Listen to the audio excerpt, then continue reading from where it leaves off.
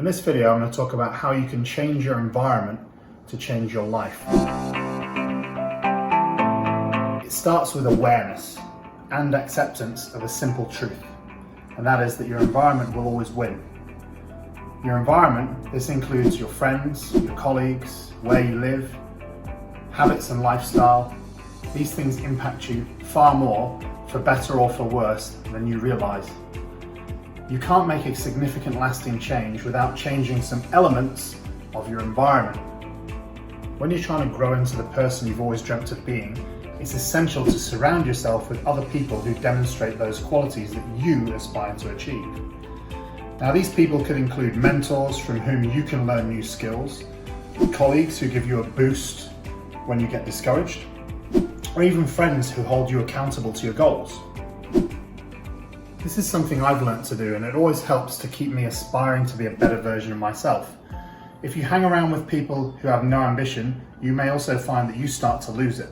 Likewise with physical health. It's unlikely you're going to be able to maintain a very healthy lifestyle if, for example, all of your friends like to just drink and party heavily all weekend. So again, using myself as an example, most of the people that I associate with have a love for training, sport and health, as well as being generally successful and positive people. It certainly is contagious. Surrounding yourself with positive, encouraging people will lift you up and support your ambitions and goals, which will dramatically improve your chances of success. On the other hand, if your environment contains negative people, threatened by your choices, you're going to have a much harder time trying to make it, let alone maintain any kind of significant change. So how does this carry over into making lifestyle changes, you ask? Well, I've seen firsthand how many people get sabotaged by their friends, family, work colleagues, you name it, when they're trying to make better lifestyle choices or improve their own health. Often what they'll do is try to throw unnecessary temptation your way when they know full well it's not going to help you at all. They can also be pushy when it comes to drinking alcohol, eating high-calorie foods, or even when you might blow off a boozy lunch session for a private personal training session instead. So common things that they're going to say is, oh, one drink won't hurt, oh, don't worry about it, you exercise so much anyway. These kind of things are not helpful, they're not supportive.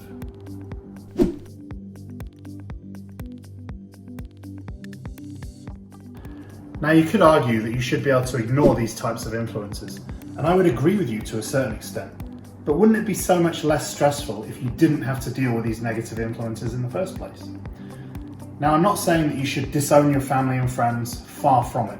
But what I am saying is that you should be aware of the potential obstacles ahead and make it public that you're going to be making some changes and that you would really appreciate some support and encouragement.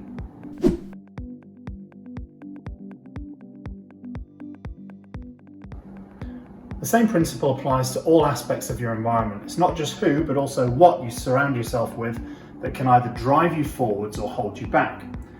Think about the places that you spend most of your time. Is it the office?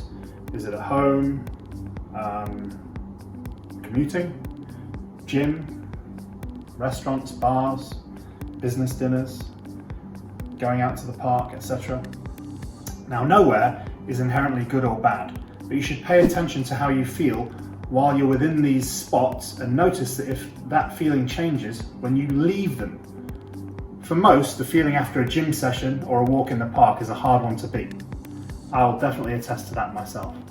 Many people even feel like a totally different person after a good sweat session. Are you feeling motivated or do you feel drained? If it's the latter and you want to make progress, something has to change.